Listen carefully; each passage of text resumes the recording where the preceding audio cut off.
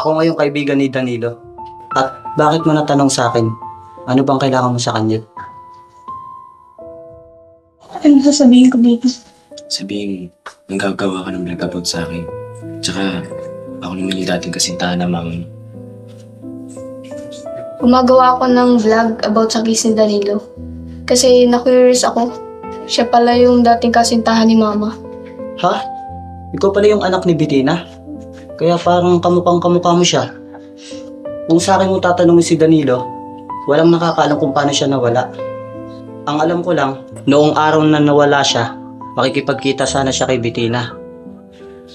Sasabihin ko nga sana kay Danilo na pinex-marriage na si Bettina kay Alfredo.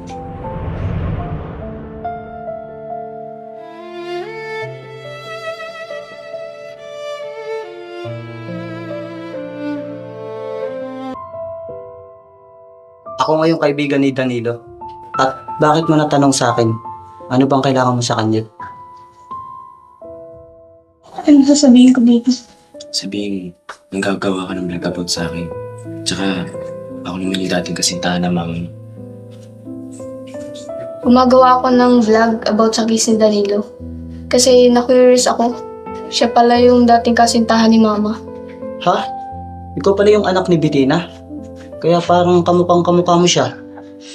Kung sa akin mo tatanungin si Danilo, walang nakakaalam kung paano siya nawala. Ang alam ko lang, noong araw na nawala siya, makikipagkita sana siya kay Bettina.